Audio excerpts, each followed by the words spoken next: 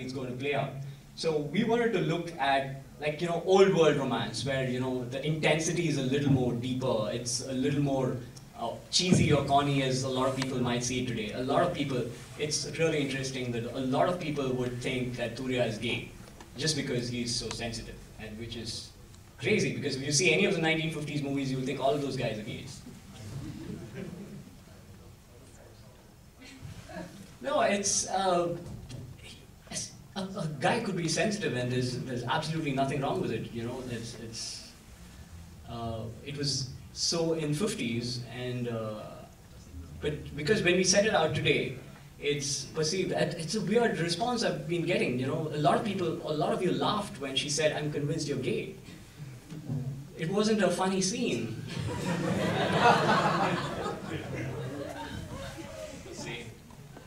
So, Sudesh, okay, let's talk about the references and influences. You talk about a film set in Vienna. Okay, we all know what you're talking about. Yeah, no, we even say Before Sunrise. So. Okay. And then of course there's, you know, I know your passion for Cameron Crowe, and so you yeah. What else? Across the Universe? I mean, how did that influence you? Across the Universe, that's basically with the guys and, you know, bonding together. That's just for the song. Yeah. What else?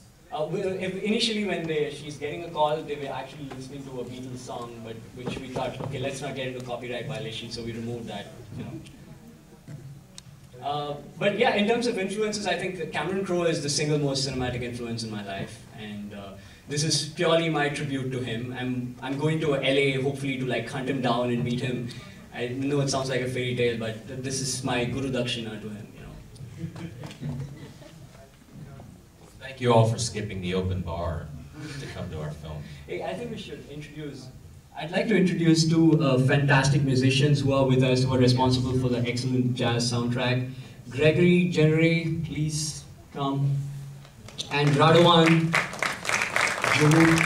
Jovicevic. Radovan, please come. Radovan is Manu's partner in making music. They formed this band called Darunam, and Gregory is just, the songs we used are part of his album Regeneration, right? Yeah. I know he took mine. No, he's gonna took her. So, how do you guys find the film? Okay. I like my. I did. It was interesting watching, you know, a love story unfold. In that, because it's a very unusual way of seeing that happen without two people meeting each other, what we're used to on film. So it was a very interesting approach. So the questions that he'd asked were very important to me, because I wanted to figure out how in the world did you come up with, you know, that real approach and coming up with these two people making that happen by taking bits and pieces of those 6 relationships, or did you already have a... No, we had the script. Those were the extra stories which we had to knock off, because we wanted to keep the focus tight. The first story went on to like 5.5 minutes, and you know, it was just breaking the flow. We just set up a beautiful phone romance, and at that point, if we got into slapstick, sitcom, comedy, it was just completely killing the mood. Gotcha. So we thought, let's not mess with it. You can always check out deleted scenes on DVD or YouTube. So Gregory performs all over the city, Dizzy's, Feinstein's, every place, Metropolitan Room, all these great places with his quartet. If you guys can, go check it out. And Regeneration is on iTunes and, CD Baby. And I do a small little vocal thing on one of his songs called Caravan. And Radovan, of course, is one of my dearest friends and collaborators, and was so happy that both of these two jumped for a very, very independent, low budget film. But they both jumped and were very generous with their music, and I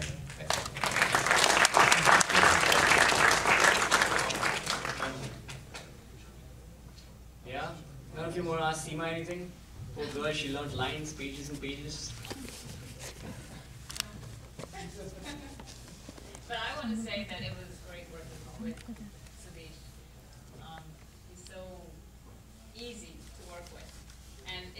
challenging for me when I started because I don't know if you noticed, but his whole thing was how when you start out with the split screen, the actors are facing away from each other, and then through the movie they start turning in. And I remember the first shot we took, well, when I get up and go to the mirror when he says that I don't work hard enough to look good or something, I was at the mirror and we were doing this thing and I didn't realize that's what he was trying to do. And so I was restricted suddenly, and I'd never been restricted like that as an actor, and I was like, how am I going to do this? So we did a take, and I wasn't happy with it, and he wasn't happy with it, I think. And then we did another take, and he was happy with it, but I wasn't happy with it. And we called lunch, because I remember we started late that day because of noise problems with the sing sound. And we came back from lunch, and he was ready to go to the next shot, and I'm like, can you just do one more for me? And he was like, well, we got it. I said, no, no, no, one more, because if I feel good, then I'll do the rest of the movie without a problem. And he let me have that.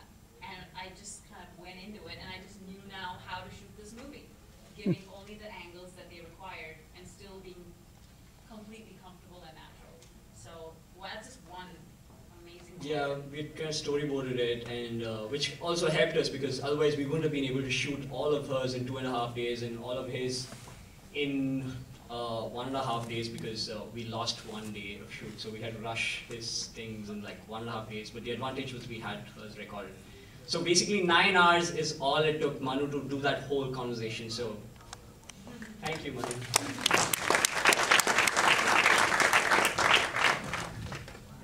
All right, that's it. Well, thank you. Thank you, guys. Thank you. Thank you for coming.